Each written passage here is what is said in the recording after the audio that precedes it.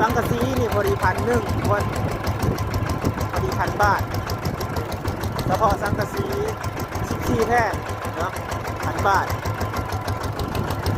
ก็ไม่รู้ว่าคุ้มบอหรือว่าราคาถูกบอหรือราคาแพงอันนี้ก็บางก็ไม่แน่ใจเนาะเพราะว่าซื้อตามงบก็บางก็ได้เงิน4 ล้านก็ลงไว้3 ล้านก็ว่าซื้อท่อเนี่ยทุกคนเนาะไปซื้อท่อมาไว้วดพักเนี่ยทุกคนไปเดี๋ยวฮอดเทินกระจังเบิ้งนำกันอีกเทื่อนึงเนาะทุกคนเนาะหลังจากที่เสิร์ฟหลังขาแล้วแต่บ้าบางไม่ได้ถ่ายให้เบิ่งนะตอนเฮ็ดนี่พอพี่น้องเพิ่นตอกเนาะบ้าบางไปเอาน้ำมาแล้วพอดีน้องเพิ่นก็ตอกแล้วแหละทุกคนบ้าบางก็เลยมาค้นขี้หินนี่เนาะค้นใส่ล้ออู้นไปเอาอยู่พุ่นเนาะค้นใส่ล้อมายูมานี่แล้วก็มาตอกใส่เพราะบังเอิญว่าบ้าบางอยากเล่งให้เทพื้นไหวๆพอพี่น้องแล้วก็จะบ่มน้ำไว้แน่เนาะ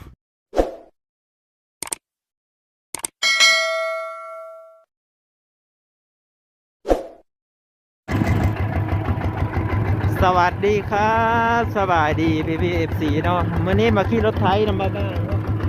บ้างเข้าไปซื้อปูนเด้อพ่อพี่น้องไปซื้อปูนมานะประกอบส่วนน้ำน้องเนาะกับสังกะสีแล้วก็ยังสีได้เข้าไปซื้อเล็กอีกเนาะเล็กแม่นจะได้เข้าไปซื้อตำลังเนาะตอนนี้ก็อันจะซื้อเล็กป้องมาเฮ็ดประตูนะพ่อพี่น้องจะจอดประตูเล็กเอาเนาะเด้บ้างซื้อมาเลยหลังประมาณเงินอยู่800,000หน่อยไปเนาะ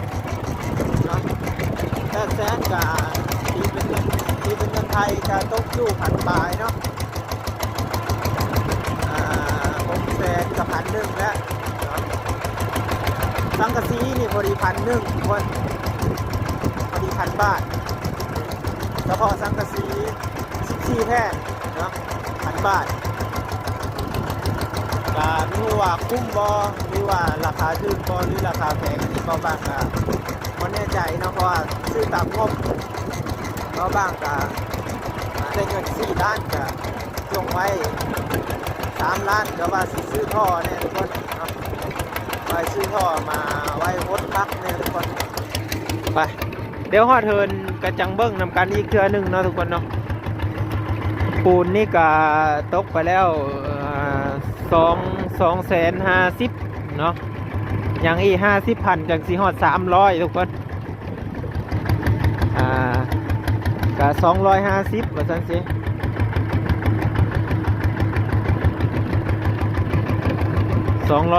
250 บาท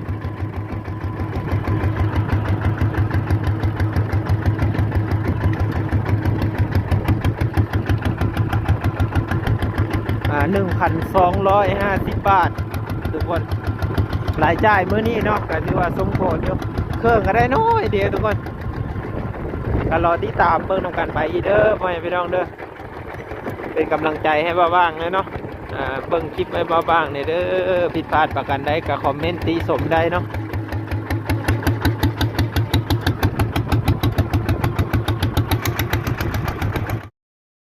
นี่มาฮอดแล้วบัดนี้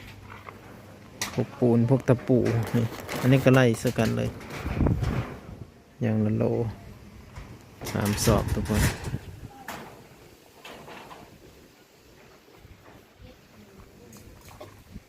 ต่อแล้วเหรอ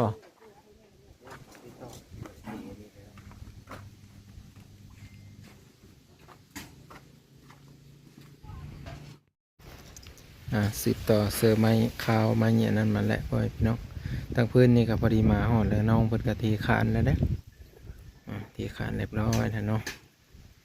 กายังไม่ทันได้เทครั้งนี้อย่างพ่อพี่น้องก็สืบต่อเบิ่งนำกันเด้อ FC เด้อเป็นกำลังใจให้แน่เนาะคลิปก่อนๆก็ยังว่าทันได้ลงซ้ำพี่น้องเอ้ย EP ต่อไปแม่นเอามาต่อกันอยู่ที่หลังคาแล้วก็ทีขานเด้อพ่อพี่น้องก็มาติดตามเบิ่งนำกันบรรยากาศเนาะและเป็นกำลังใจให้เบาบางแน่ EP ต่อไปจะถ่ายบรรยากาศให้เบิ่งให้ชมนำกันขอบคุญขอบคุณ FC ที่คิดฮอดและหักแพงทุกท่านที่รับชมวิดีโอแต่ต้นจนจบเนาะหวังว่าวิดีโอนี้จะถึกใจและบ่ถึกใจ เนาะก็ขอบคุญขอบคุณเมื่อทุกคนพ่อแม่พี่น้องไปแล้วสวัสดีครับนี่เนาะตัวนี้ก็จะให้เขาน้องๆขนดินซอยพ่อแม่พี่น้องน้องสาวลอยกับน้องสาวลี่ให้เพิ่นขนดินเข้าตัวนี้เนาะขนเต็มเมื่อนี้ก็จะได้อ่าเทพื้นนี่พ่อแม่พี่น้องปูนก็ซื้อมาแล้ว2 สอบนี่เลยราคาอยู่อ่าบ่ฮอด300เนาะ250พ่อแม่พี่น้อง250 บาทเด้อแล้วก็จะค้นให้มันประมาณว่าใกล้10เพลงอันนี้แล้วเนาะ FC ทุกคนเนาะใกล้10เพลงกับขาดเนาะประมาณยังประมาณซ้ำข้อมือหรือ2ข้อมือประมาณนี้เนาะเพื่อเฮาเทขาดเพื่อเฮาเทพื้นปุ๊บแล้วให้มันเพียงเลยเนาะอันนี้บ่ฮู้ว่าถูกต้องวิธีบ่การแนะนำมาได้พ่อแม่พี่น้องแต่ว่าพื้นนี่เขาจะเทเลยบ่หรือว่าจังใดเนาะตัวนี้เพื่อความแน่นหนานะหรือว่า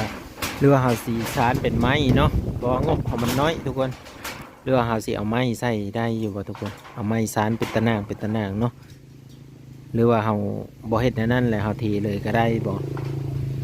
เพราะอันนี้ก็ห้องนึงนี่3 เมตรนี่เนาะยาวนี่3 เมตรตัวนั้นก็3 เมตร 80เนาะก็ตกอยู่3 เมตร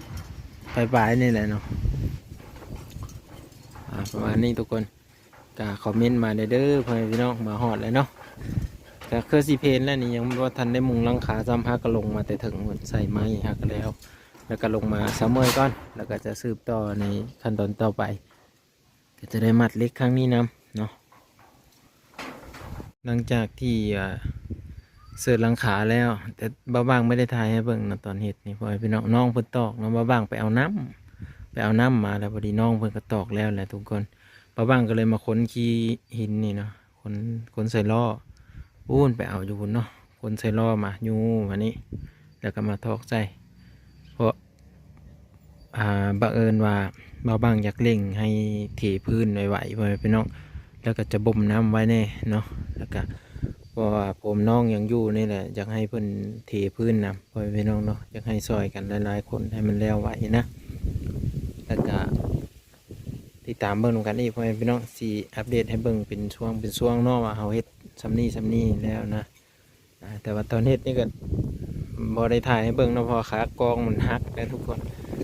ขากองที่ถ่ายมื้อนั้นแหละมันหักเนาะยังบ่ทันได้จอดแล้วนี่ก็เลยบ่ทันได้มีขาตั้งกอง FC ทุกคนเนาะก็ติดตามเบิ่งนำกันเดี๋ยวบ่บางจะมาอัปเดตให้เบิ่งอีกมุงแล้วแหละเนาะเป็นสังกะสีสำเร็จเลยพ่อแม่พี่น้องไปอีกขั้นตอนหนึ่งตัวนี้ขั้นตอนนี้ก็คือเทคานแล้วก็มุงหลังคาเนาะมือต่อมานี่ว่าสีก่อบอหรือว่าเทพื้นบอตัวนี้ถ้าเบิ่งอีเนาะยังวงกบกันยังบ่ทันมีเนาะบานประตูกันยังบ่ทันมี FC ทุกคนเนาะก็สีเฮ็ดได้บอหรือว่าแนวใดเนาะตัวนี้ก็ได้